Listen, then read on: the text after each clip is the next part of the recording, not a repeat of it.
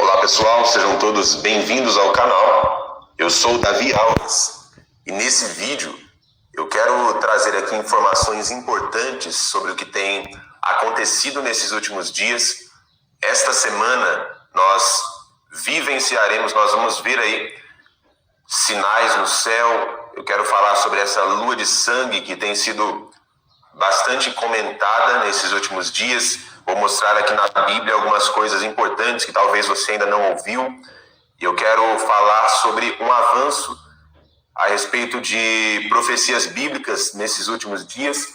São notícias muito importantes, estudos importantíssimos para a nossa vida. E por isso eu peço que você fique até o final desse vídeo. E já quero pedir o seu apoio também.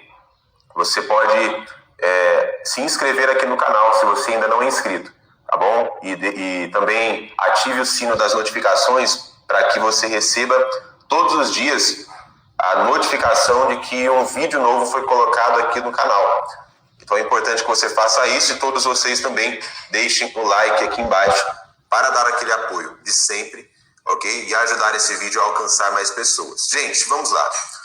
Eu tenho coisas importantes para falar e eu quero começar falando aqui sobre esta lua de sangue que vai acontecer nesta semana. Um grande sinal no céu. Já pode até ver aí na tela, ó, que o eclipse total da lua de sangue acontecerá nos próximos dias, né? E mais especificamente no dia 26 de maio. 26 de maio, esta semana. E vai ser o primeiro eclipse lunar de 2021. E vai acontecer no final da madrugada do dia 26 de maio. E terá também a superlua, quando a lua cheia está próxima ao perigeu, que é o ponto orbital mais próximo da Terra. Aqui a Bíblia nos ensina no livro de Joel, no capítulo 2, versículo 28, gente, acerca dessa lua de sangue e um cumprimento dos últimos dias lá em Atos capítulo 2. Eu vou mostrar para você aqui na Bíblia, mas olha só, aqui no Brasil, no território brasileiro, você que mora no Brasil, é claro que aqui tem pessoas de vários países acompanhando os vídeos que eu tenho colocado diariamente, mas você que mora no Brasil, no território brasileiro, esse fenômeno poderá ser visto apenas em parte, uma vez que ocorrerá próximo do amanhecer, segundo o astrônomo Luiz Augusto da Silva. Aqui ele diz que o eclipse se inicia às 5h48, horário de Brasília, com a entrada da Lua na penumbra, uma região de obscurecimento parcial que margeia a sombra que a Terra projeta no espaço. Aqui ele diz que essa etapa é visualmente imperceptível, porque tudo que começa a acontecer é uma diminuição muito pequena da intensidade do brilho lunar.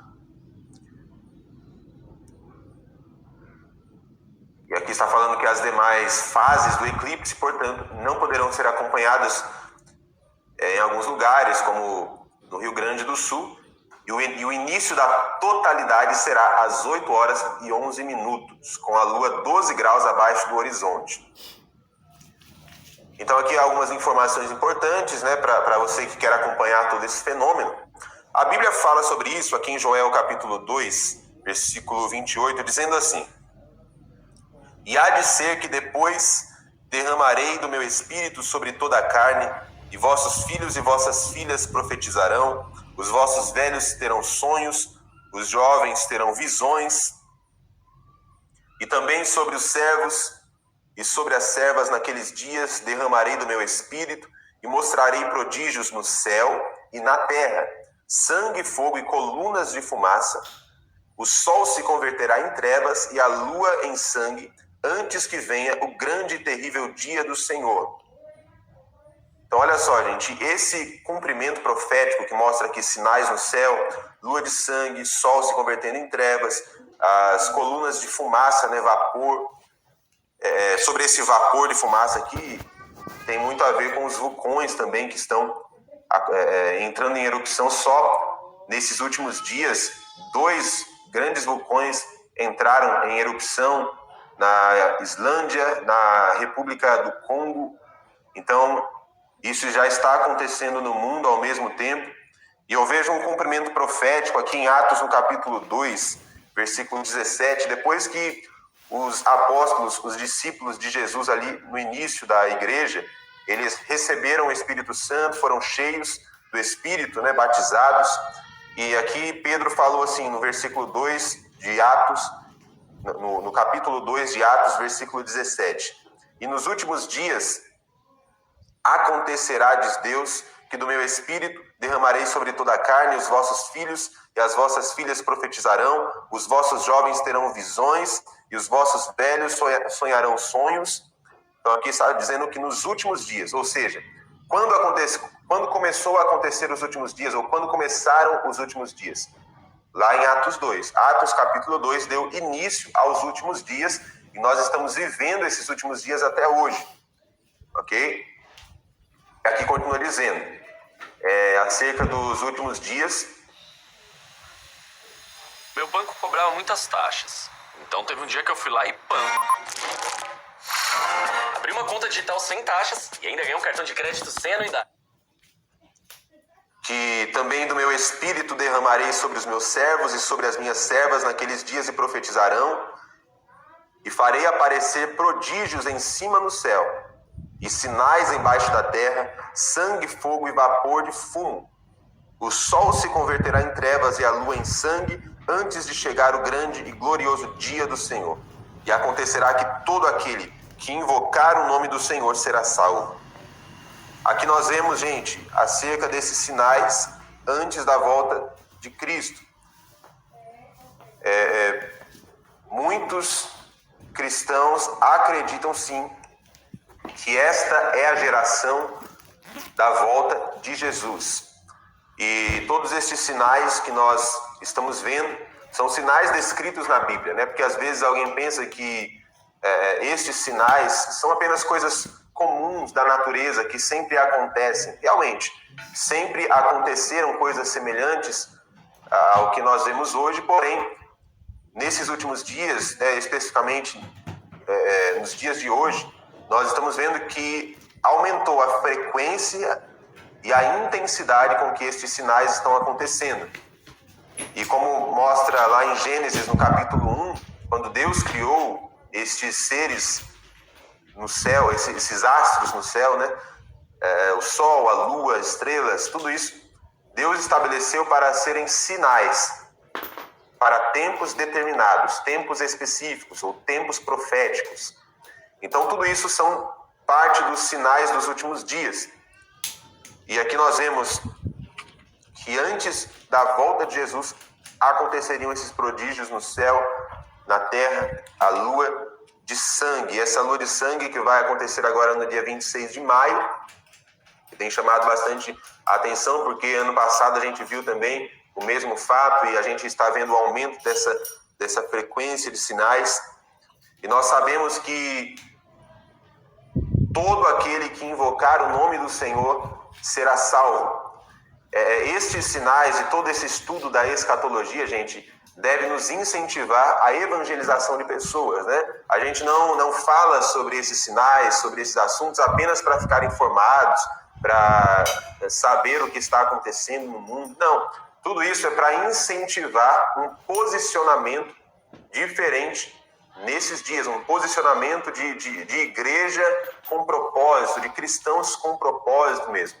Um posicionamento de cristãos que estão aqui para manifestar o reino de Deus nessa terra.